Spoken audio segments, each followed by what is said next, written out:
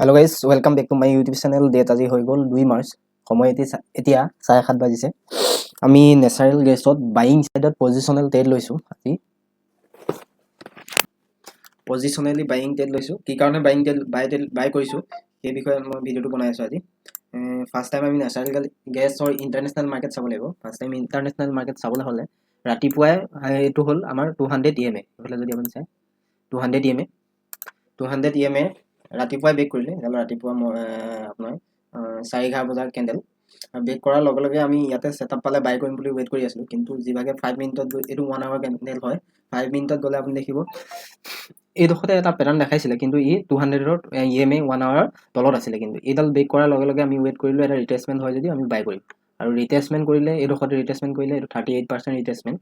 এডোখৰ ৰিটেচমেণ্ট কৰাৰ লগে লগে আমি বাই কৰিবলৈ ৱেইট কৰি আছিলোঁ। কিন্তু কেণ্ডেলডাল ইমান হেল্ডি কেণ্ডেল নহয় বাইং ছাইডত। ৱেইট কৰিলোঁ আৰু এবাৰ ৰিটেচমেণ্ট কৰক। আৰু এইটো হ'ল ট্ৰেপ দেখিছে নহয়, ডাবুল বটম। আৰু এইডোখৰত যোনে বাই কৰিছিলে সিহঁতৰ SLটো হিট কৰাই এডাল বুলিছ কেণ্ডেল, এডাল দেখিব এডাল ৰেড কেণ্ডেল আৰু এডাল গ্ৰীণ কেণ্ডেল মিলি, এই দুইডাল মিলি হৈছে বুলিছ এংগালফিং কেণ্ডেল। আৰু এই বুলিছ এংগালফিং কেণ্ডেলডালত আমি বাই কৰিছোঁ। ঠিক আছে, এই এনেকুৱা মানত বাই কৰিছোঁ আমি বুলিছ এংগালফিং। আৰু অলৰেডি আমাৰ 8,000 মান প্ৰফিট, 8-9,000 প্ৰফিট চলি আছিলে। আমি 1000 কোৱাণ্টিটি বাই কৰিছোঁ। আৰু আমাৰ ইণ্ডিয়ান মাৰ্কেটত যদি আমি য'ত বাই কৰিছোঁ তাত যদি আমি চাওঁ, বৰ্তমান আমাৰ 39 মানে 4,000 টকা প্ৰফিট চলি আছে বৰ্তমান। এইফালে চালে লক্ষ্য কৰিব এই পজিশ্যন 4,000 টকা প্ৰফিট চলি আছে। কিন্তু আমাৰ 9,000 মান প্ৰফিট চলি আছিলে অথনি। কিন্তু এতিয়া অলপ ৰিটেচমেণ্টৰ কাৰণে আহিছে। আৰু আমি এইটো কিমান টাইমলৈকে হোল্ড কৰিম, 9,600লৈকে পাইছিলে। আমি হোল্ড কৰিম, আমি 30,000লৈকে কভাৰ কৰিবলৈ চাম কোৱাণ্টিটি, আৰু যিমান পাৰোঁ হোল্ড কৰিবলৈ চাম। ঠিক আছে, আৰু বহুত দিনৰ মূৰত 200ৰ EMA ওপৰত আহিছে। আৰু 30,000 হ'লে আমাৰ প্ৰাইচটো হ'বগৈ 388 প্ৰাইচটো হ'বগৈ। এতিয়া কিমান চলি আছে, আমি বাই কৰিছোঁ 273, 303ত আমি টাৰ্গেট লগাম।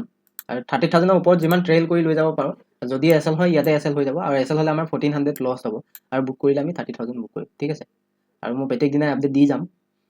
আৰু এতিয়াও কি হয় আমি দেখাই আছোঁ বাৰু। এইটো এটা ৰিটেচমেণ্ট, একো ডাঙৰ কথা নাই। আৰু আমি SL হ'লে হৈ যাব, একো কথা নাই। SL হ'লে আমাৰ 1400 লছ হ'ব। অলৰেডি আমি ষ্টপ লছ লগাই থৈছোঁ। এইটো এটা ৰিটেচমেণ্ট এৰিয়া। এইটো দিছে, ইয়াত আগত এটা হাই লগাইছিলে, আৰু এইটো হাইৰ তলত এইটো হাই লগাইছে, মানে লোৱাৰ এইটো লোতকৈ এইটো ওপৰত বনাই আছে এতিয়া বৰ্তমান। আৰু প্ৰত্যেক দিনাই মই আপডেট দি যাম, লছ হয় প্ৰফিট হয়। হয়তো আজিও SL হিট হৈ যাবলগীয়া হৈছে, ক'ব নোৱাৰি। যদি SL হিট হয় আকৌ আমি চাম, ৱেইট কৰিম। ছেটআপৰ মতে যেতিয়া বনিব আমি ট্ৰেড কৰিবলৈ আৰম্ভ কৰিম। ঠিক আছে।